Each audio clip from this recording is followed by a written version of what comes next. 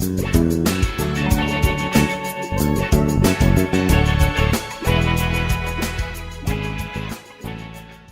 and welcome back to Pop Culture Double Date. My name is Darren. I'm joined by Gerald, Maggie, and Anaja. And today we're going to do a full spoilers podcast on Antman and the Wasp. And this is kind of welcome back, everybody, because we haven't podcasted for a while. The last podcast we did was the season finale of Westworld. So, yeah, faithful listeners, we're back. All one of you. You mean all four of them? Oh, exactly. Oh, make that 3. I don't listen to it. Gerald.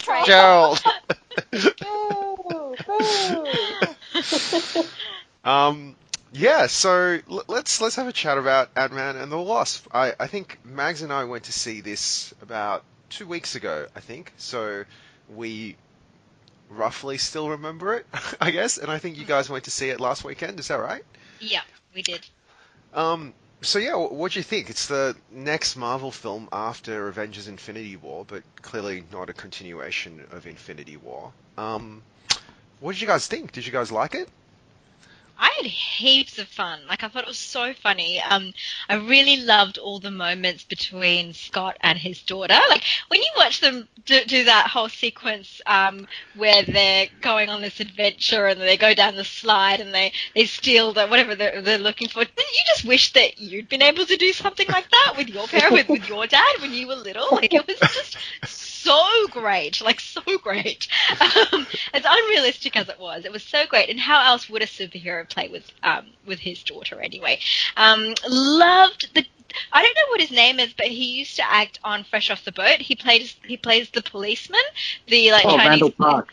Oh my God, he's so funny. I love him so much. I just think he's hilarious. The way he delivers his lines is just hilarious. So straight-faced and just so funny. So all of the characters were really likable, except for Michael Douglas, who I can never really warm to in any any context that I watch him in. But Evangeline Lilly, we love from Lost. So yeah, it was just so funny, so much fun. I didn't mind at all that there were smaller stakes. Yes, this wasn't about saving the world or saving the galaxy, but it was really emotional stakes in terms of saving, the mother that the Wasp Hope had lost so long ago, and even the character of Ghost, I could really sympathize and feel for, the idea that she just lost her parents and was just in so much pain all the time and was trying to, and that pain had just twisted her, and she was trying to find an end to that. Yeah, I just thought it was great. Really enjoyed it. What about you, Gerald? Yeah, I thought it was a lot of fun. I thought it was a fun little palate cleanser after the heavy seriousness of Avengers: Infinity War, and the movie depended heavily upon the charm of Paul Rudd in the role of Scott Lang, and Evangeline Lilly, I think, got a more prominent role this time around than in the first Ant-Man, which was good. Apparently this is the first time that a Marvel film has included the female superhero's name in the title. Oh, really? Yeah. Yeah, that sounds about right, because I don't remember it. I don't remember a movie called Captain America and Black Widow. Yeah. It sounds about right. And I thought in many ways she was more heroic than he. She seemed to have kicked more ass. So she, in a sense, is more the hero in the film than he is. I think if there is a problem with the movie, it's that there were so many plot lines jammed into it, and some of them didn't get much justice. For instance, the story of Sam Birch, the black market seller of illegal technology. I mean, he's played by Walton Goggins, otherwise known as Boyd Crowder from Justified, and he is genuinely one of the greatest actors in the history of television. And he finds himself constantly casting these sort of generic villain roles in films. He was in Tomb Raider, and he was in this. And whilst usually I can listen to Walton Goggins spout sort of vaguely threatening lines in his overbroad Southern accent any day of the week. I just thought he was wasted in this film because it was such an underwritten role. We're told that he works for some nasty people, but we never meet those nasty people. We don't know how bad they are. And I think the villain, the other villain, Ghost, is similarly underwritten. I think the performance is okay, but there seems to have been a slight relapse into the Marvel uninteresting villain problem after the heights of Thanos in Infinity War. The other thing that bugged me about this movie is we don't get an explanation as to why Ant-Man or the Wasp were absent during Infinity War. I think the timeline is that the events of this movie took place before the events of Avengers Infinity War. Yes. And then at the mid-closing credits stinger coincides with that moment in Infinity War when half the universe vanishes into ash. Now, there is a lot between the conclusion of the body of the movie and the start of that stinger, and we don't get told anything about what happened in between, least of all why it is that Ant-Man and the Wasp went MIA during the events of Avengers Infinity War. So there's something slightly odd there. In Infinity War, we at least got some sort of one-line explanation as to why Hawkeye wasn't around. We didn't get that for... I don't recall us getting that for Ant-Man. So it would have been nice to have gotten that explanation. We didn't get it, but in a sense, it's no real biggie. Even though the Marvel universe is constructed with such precision that these sorts of things usually get some sort of attention. So on the whole, a good sit, fun time at the cinema. Yep. Mags, do you want to shoot? Yeah, I really enjoyed it. I had such a good time watching this movie. I agree. It was a really fun, light-hearted romp through another Avengers sort of, I guess, B-cast movie universe. It felt like a Saturday morning cartoon to me, with good guys and bad guys and witty one-liners. And I agree, it wasn't really about character development or sort of complex plots, but more seemed to have the role of lightening the mood of the Avengers series after a number of quite heavy-going movies. I really enjoyed the dialogue by Louise, T.I. and Kurt. I love that bit in particular where Louise gets the truth serum injected into him and he just goes full-blown Louise. And then they do those little skits, where they the actors are acting out what he's saying and That saying was so it the way he's funny. saying. It was so funny. That That was my favourite part of the movie. It felt like Saturday Night Live kind of shoved in the middle of the movie. And I thought that worked really, really well, and it did exactly what it was meant to do, which was just to make everybody laugh and enjoy themselves. So, I mean, yes, there were lots of plot holes. You had to suspend belief, but, I think that was what we were meant to do, and I was more than happy to do that. Darren? Yeah, so look, I think generally we kind of all agree with each other. I like this film. I thought it was a really good-natured film. I thought it was lighthearted. I thought its heart was in the right place, right? So, in that regard, it was a good film. I don't feel like it was probably like one of my favorite Marvel films. It kind of felt like it was a good film in my mind, not a great film, right? And yeah, it was funny, it was lighthearted. The scope was limited, which I don't think necessarily is a bad thing. I completely agree that it felt a little bit like a Saturday morning cartoon, and I think it was intentionally done in that way, simply because they wanted a lighter sort of film. So, Gerald made the point earlier about how it feels like they've kind of gone a step backwards with the villains, in that, obviously, none of the villains here are a Thanos. And I agree with that, but I'm not sure if in their mind it's a step backwards, or rather I kind of felt like that was the intention of having villains like that, because none of the villains were really villains per se. They were kind of just like, even the Walter Goggins character, right? Like, he's played in a sort of comedic sort of way. He's never comes across as a genuine threat, right? There's no villain who you kind of think to yourself, okay, that guy is really gonna hurt our heroes or has really bad intentions. So Walton Goggins, his character is like this sort of this underworld sort of shady businessman guy, but his offsiders are all like comic relief, right? They have the whole truth serum gag where he's got one of his offsiders and, they're discussing whether it's a truth serum or not. And when you have that sort of gag running with your villains, it kind of takes a little bit of the edge off them. So it feels like a family sort of, I say Saturday morning cartoon, but it's kind of like a family film style villain, right? Where it's almost like the Home Alone villains, right? They're kind of not like, they're bad people, but they're not going to kill anybody. And I think there's like no one dies in this film, right? Like if you think about it, it's pretty rare in a Marvel film where no one dies. And in this film, everybody, even the bad guys, they kind of, they get hit in the head or they get tied up and caught. And then the other bad guy, who's the ghost, right? I mean, I guess one of the issues I had with her was that, if they had a 5-minute conversation, they would have not have been enemies, right? They could have resolved that by just saying, hang on, let me go get my wife now because I've got a 15-minute window to do that.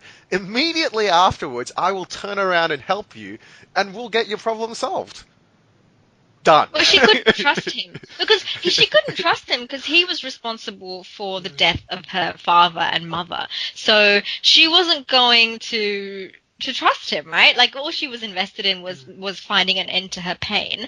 And why would she hand that over in good faith to this man who had pretty much been the reason why her father is dead and why she's in this position in the first place, when she could control or try to control the situation herself and just take what she wanted. Yeah.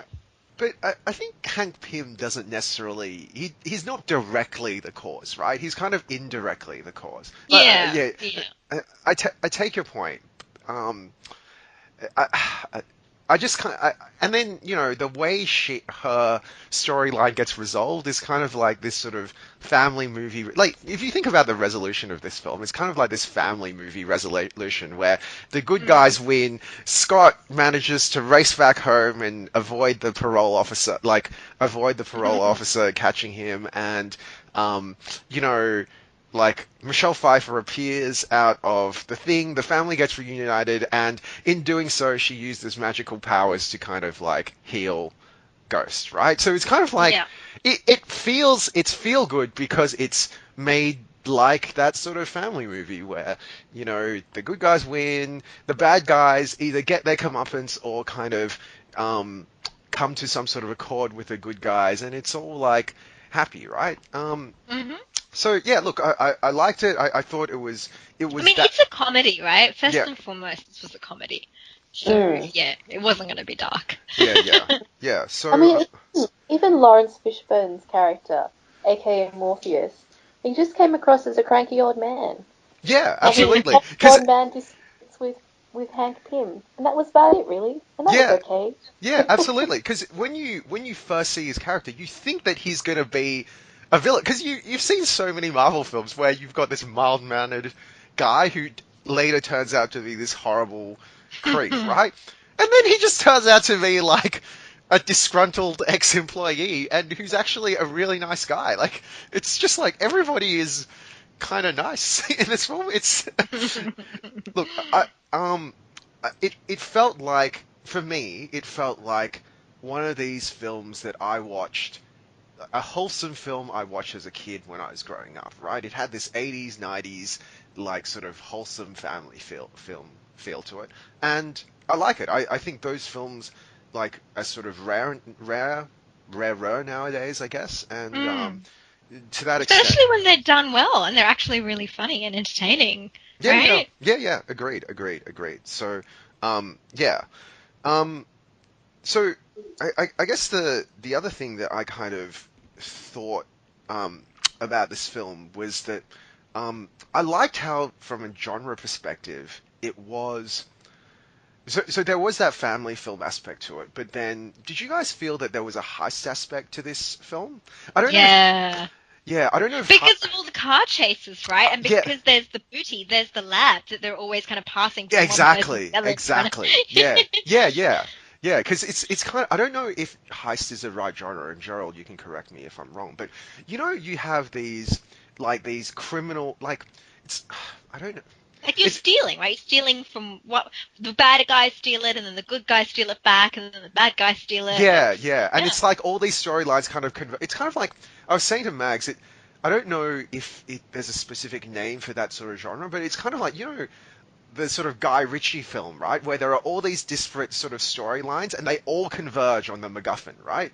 The MacGuffin being the Mm. lab, right?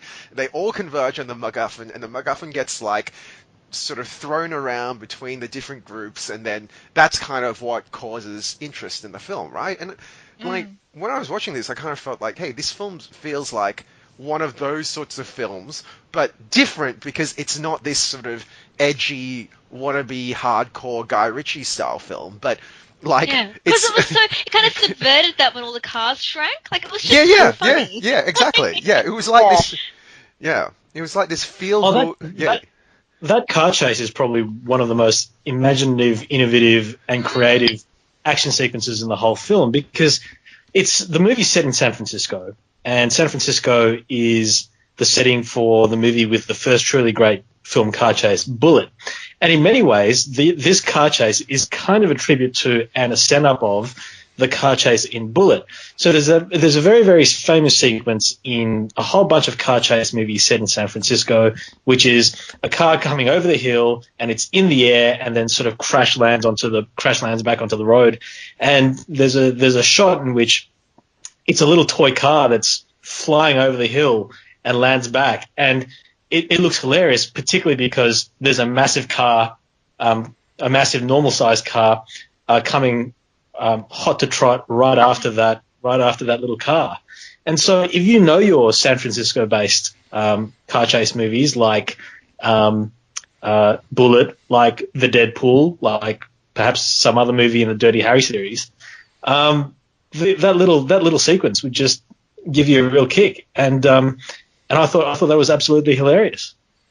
yeah, agreed. I thought the use of the shrinking and they've used that obviously other times in Antman, but I thought that the car chase in particular, and then the shrinking of the lab and the way that sort of thing kind of gets passed around, it was really cleverly done. It was fun, right? It was Mm-hmm. it was fun. So yeah, it was good in that.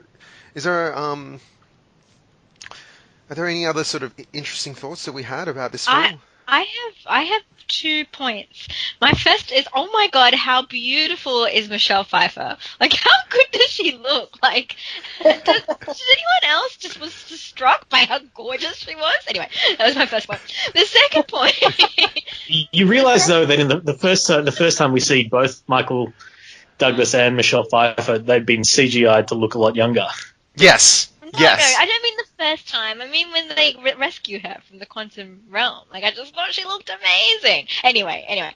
But so I've been hearing this on the grapevine that okay, so this is a potential spoiler. It's not a real spoiler, but it's a theory spoiler for the next Avengers movie. But I've been hearing that the quantum realm is potentially going to play a really important part of the next Avengers movie, which is why they're kind of trying so hard to set it up quite so heavy-handedly in this movie.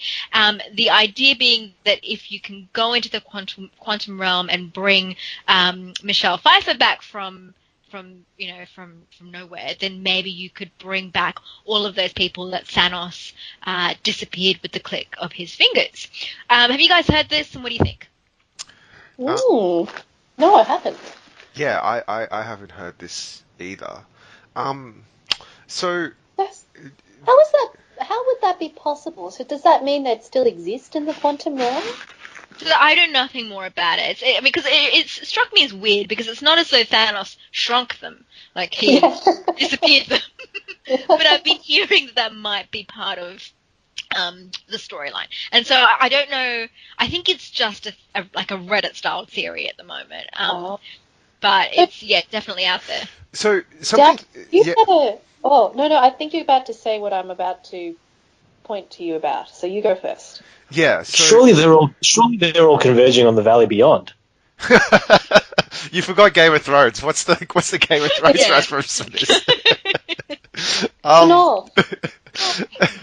I look.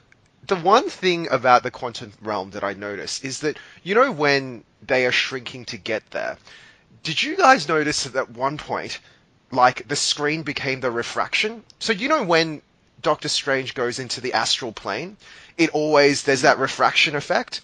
They use that same effect when they go into the quantum realm. There's a moment when they use that effect, and I'm sitting there thinking to myself, I don't feel like they would be recycling effects like that if there was no connection. Totally. So my sense is that the quantum realm and the astral plane are connected in some way. Right.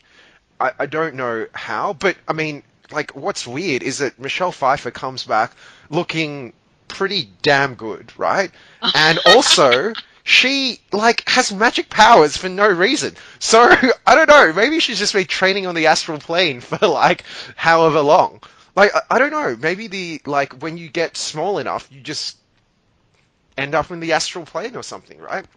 We don't really understand how all of these sort of separate universes and planes are kind of connected together. But Darren, how great was that observation? Oh my god. I can't believe you noticed that. well, maybe I'm wrong. Maybe I'm hallucinating. All right, so don't put that on Reddit, right? Because you're gonna get smashed by about 10 people who have all these people are gonna be watching the pirated version of the film, but look, I mean, I thought I saw that because I think the refraction effect for the astral plane was quite unique, right? So I was like, maybe they're linked in that way. So yeah, who knows? And she's got I guess one of the unsatisfying things for me is that she kind of just came out with magic powers, and it was like no one really cared. It was And just they had this, and she had this pathetic explanation for it of what is it adaptation or evolution?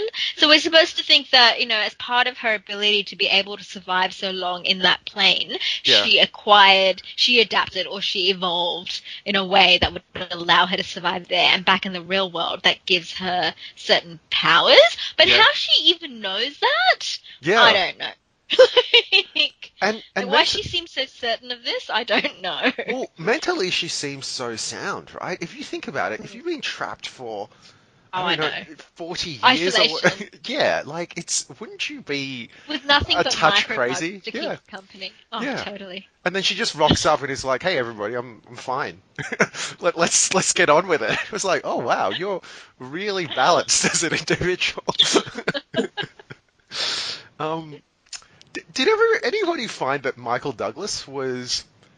I found that young Michael Douglas was really disconcerting. For whatever reason, young Michelle Pfeiffer looked kind of normal, and young Michael Douglas, I kind of felt like he fell into Uncanny Valley.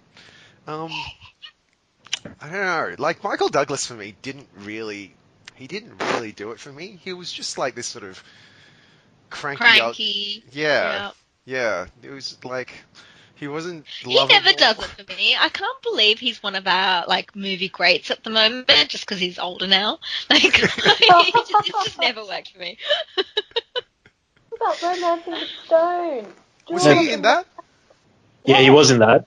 He was Yeah. also. I mean, his reputation is built off the back of. Well, in the 70s, he produced a lot of great films. So, little known fact about Michael Douglas, he was one of the producers of One Flew Over the Cuckoo's Nest, Oh, and really?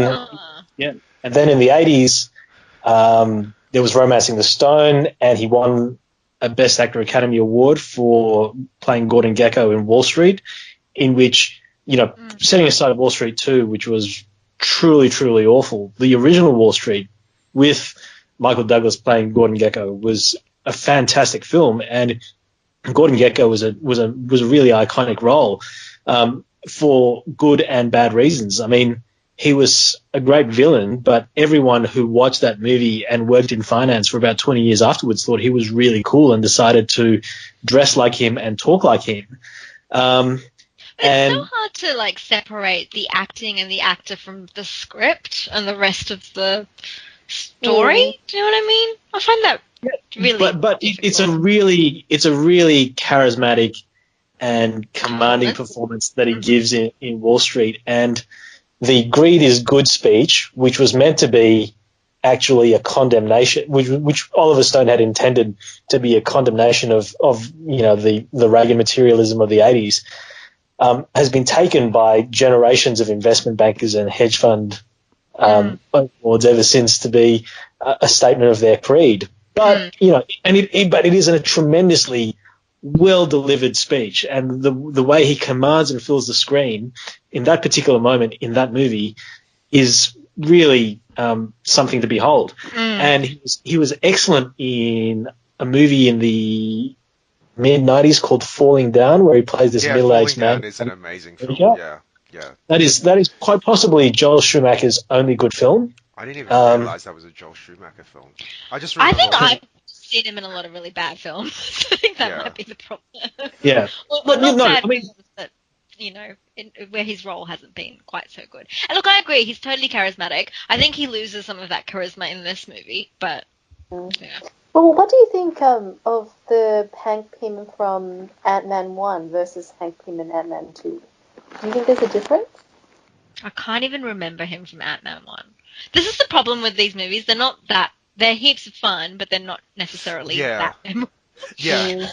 So I would say that I agree there, right? Like, I kind of feel like Ant-Man is a film that everybody watch. Like, I reckon Ant-Man, if you rank the Marvel films, the Ant-Man films would be like, kind of like, everybody would put them above average, right? They're like, these are all good above average films. But they're not like ultra memorable films, right? They're not like, man, I remember what happened in like, Thor Ragnarok or whatever it is, right? It's like, oh wow, like, that film, blah blah, like Anthony Hopkins, well, like, what's his face? Odin dies, and like, like they lose Asgard and blah blah. Well, while with that, man, it's kind of just like, oh yeah, I just remember it was really kind of fun, but kind of like you just move on to the next thing, right? So Exactly. yeah. It looks like it's a step above the Defenders series on Netflix. Yeah, that's true. Yeah, I would probably, on some level, Ant-Man does feel like, like the way Marvel has done it is that they put their sort of less important stuff on TV, and then they put their main sort of blockbuster stuff on in the movies, right? And Ant-Man kind of feels like it's kind of in that gap between the TV and the movies, right? Obviously, the films themselves like are much better produced, I think, than the TV series.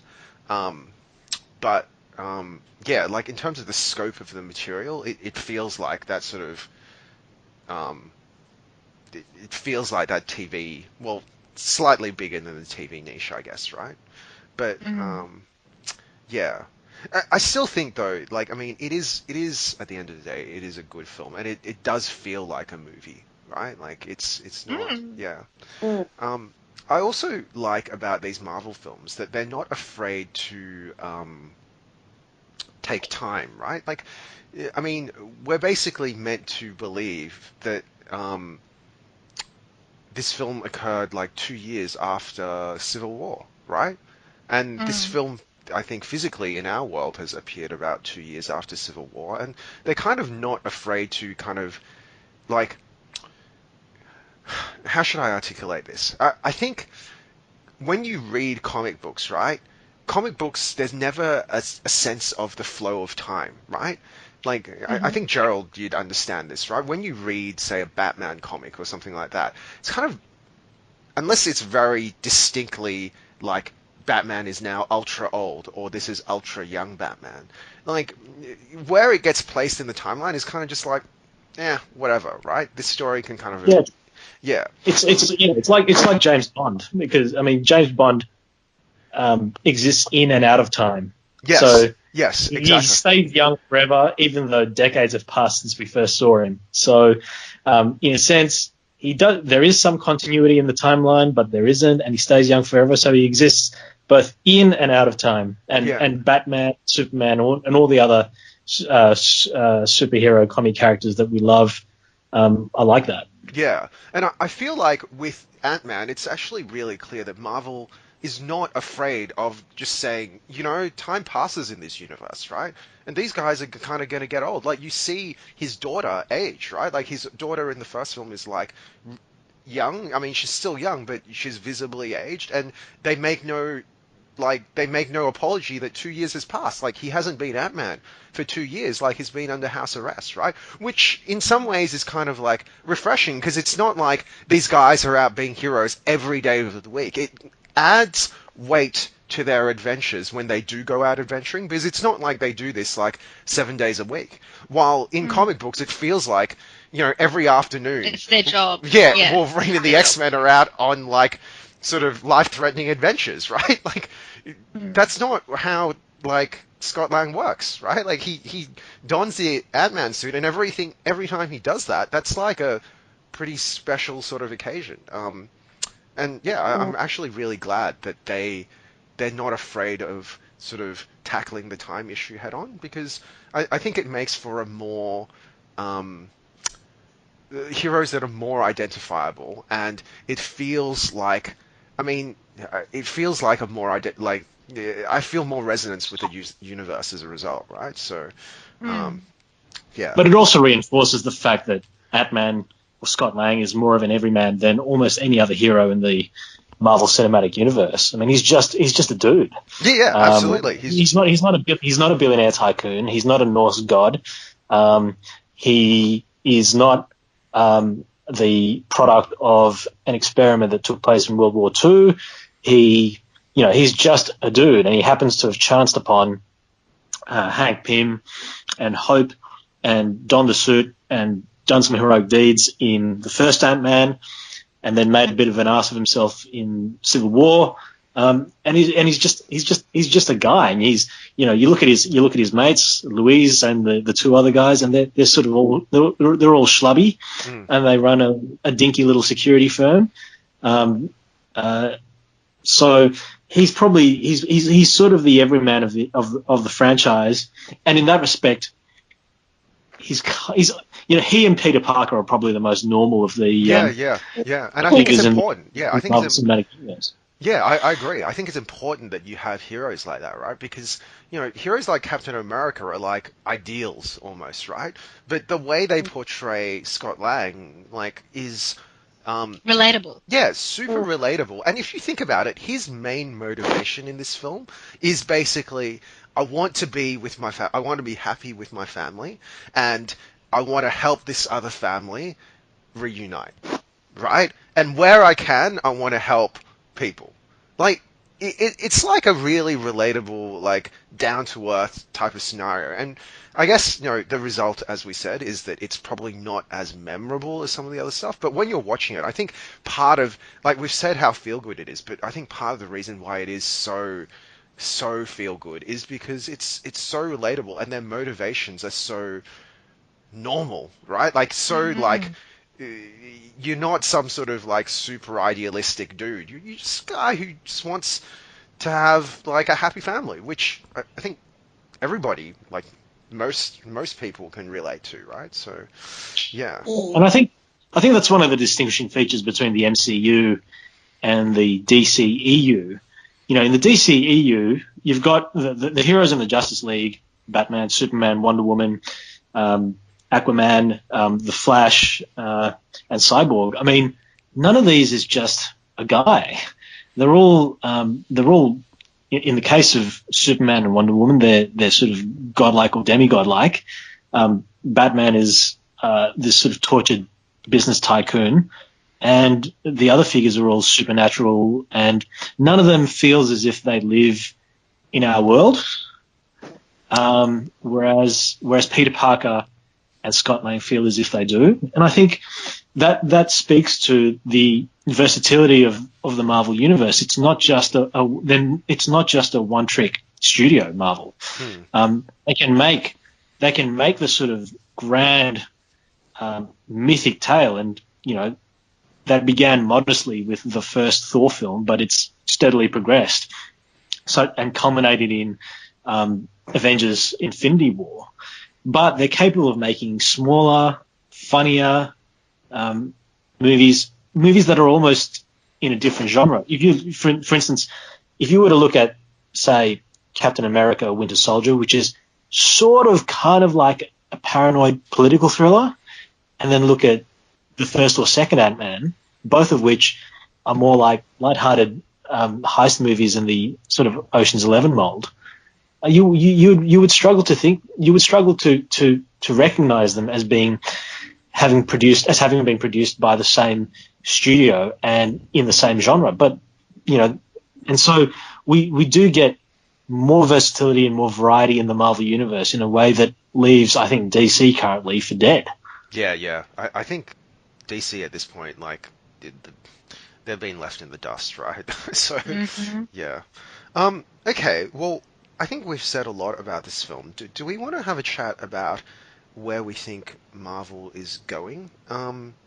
So Mags had a look through the upcoming movie schedule. Do you want to talk about this a bit, Mags? Yeah, sure. So next year, the three movies are Captain Marvel, which is being released in March, Avengers 4, which is being released in May, and then Spider-Man 2, which is being released in July. Right. Is it interesting that they're no longer releasing any movies around Christmas? It seems like everything is packed towards... I wonder if it's because Disney doesn't want to conflict with Star Wars, like cannibalize their Star Wars sales. Did Marvel ever do Christmas releases? I mean, Marvel is sort of... Marvel's always the US summer. Is that right? I always thought... Look, maybe I'm wrong. The latest... The movie in the Marvel universe that got the latest release during the course of a particular year, and it's famous for this, was the first Guardians of the Galaxy. Yeah, because Guardians of the Galaxy came out, I think, in August or September in the US. So at the tail end of the summer, or just as the summer movie season was coming to an end. And no movie had ever grossed as much in August as Guardians of the Galaxy. So it was actually... Guardians of the Galaxy proved that Marvel could make a shit ton of money, even if it released a film outside the height of the summer movie season. Yeah. I mean, for me, it feels weird that we got 6 months to wait till the next Marvel film. It almost feels like every 3 months or so, I've got a Marvel film that I can, like, go to with my Coke and popcorn. So, yeah, so I think based on the schedule, it kind of feels like, because Captain Marvel is going to be set in the past, I think, right? Like, I think what they've said is that Captain Marvel is going to be an 80s film or something like that. So to explain to those of us who don't read the comics who Captain Marvel is, since he obviously plays a big part in the next Avengers movie. Yeah. Well, I mean, I don't really know. Well, I haven't read comics for like 20 years now, really, but like, I don't really know who Captain Marvel is either. And then I guess it's just on to Avengers 4, because this film, like as Gerald said, this film, Ant-Man and the Wasp, doesn't...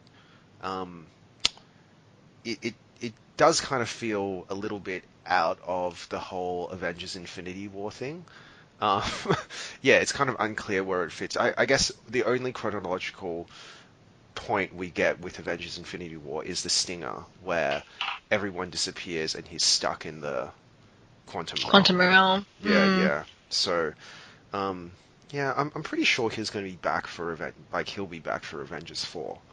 I don't think they're going to just stick him in the quantum realm for like 40 years like Michelle Pfeiffer. So, yeah. And then Spider-Man 2. And if you think about it, if in Avengers 4 all the old guard of the Avengers kind of disappear, so you won't have your Iron Mans and Captain Americas anymore, you're going to be left with just everyman heroes, right? You're going to be left with like Peter Parker and Ant-Man. Wouldn't that be really weird? And even Doctor Strange, right? Like, he's not really an idealistic hero, so yeah. Anyway, I'm very interested. I think one of the Marvel's passed a lot of tests to this point, but I'd be very interested in seeing how they continue to transition this universe, and whether they ever feel the need to pull the reboot button, like pull the reboot lever, right? Like Because, stop it all and just do something completely different. well, as Well, I in mean, stop it all and they kind of reboot Captain America and Iron Man. started all over again. Yeah, yeah. Look, I really hope they don't do that too soon. They've got a slate of really diverse characters, so I think we saw with the two Amazing Spider-Man films that if you reboot a franchise too soon, Mm, the results can be pretty catastrophic. mm, And so I hope they don't do that, and I think they're sort of savvy enough not to. Having said that, there are a lot of big names with contracts expiring very soon. So I think we speculated when we first launched this podcast mm, that that Iron Man is not long for this world, mm, and I think I still believe that. mm, There's a suggestion that Captain America is not long for this world either, which I think is a bit of a shame because at least the last two Captain America films have been almost the sort of flagships in the Marvel Cinematic Universe. I thought both Winter Soldier and Civil War were really accomplished films within this franchise. So I think it'd be sad to see Chris Evans go, but his contract is coming to an end as well. But we've only just been introduced to a new slate of characters. So Black Panther, yeah, Spider-Man. that's fast. Black Panther is new. Yep, yep, yep. Yeah, and Captain Marvel is coming up. And so I think that there is a lot of fertile ground for Marvel Studios to explore outside of the old guard, not just Black Panther, but Spider-Man. They can transition from, say, Peter Parker to Miles Morales, who in the comic books is the new Spider-Man and is speaks volumes about the commitment of Marvel, at least at the comic book level, to diversity, because here we've got Spider-Man's now a young Latino kid. So I think that there are all these directions that Marvel could go, and it would be interesting to see them make the attempt. I think they should at least try. They shouldn't simply hit the reboot button. They should actually see if they can navigate these shoals and shift the focus away from Iron Man and Captain America and look at and elevate such characters as Black Panther, Spider-Man, and maybe even transition Spider-Man to Miles Morales. Yeah, look, I agree. I think hitting the reboot button too soon would be a detriment. Okay, is there anything else we'd like to have a chat about in terms of Ant-Man and the Wasp? I think generally we kind of all just liked it and thought it was like a great light-hearted film. So, yeah, is there anything else we want to have a chat about? No, I think that's it. That was Okay. great. Perfect. Okay. So thanks so much, everybody. To our loyal listeners, all three of you, we're trying to figure out we're still committed to podcasting, and we're trying to figure out what next to podcast about, what TV series we should pick. So stay tuned, and if you've got any suggestions, please let us know in whatever way you can. So, yeah, thanks so much, everybody, for... Maybe we'll come up with an email next time. Yeah. People can email. Oh, if you're listening on YouTube, you can just write it in the YouTube comments. Oh, yeah. Yeah. Yeah. But, yeah, thanks so much, everybody, for listening, and thanks so much, team, for another fun podcast. Bye. Thank you. Bye. See ya, guys. Bye.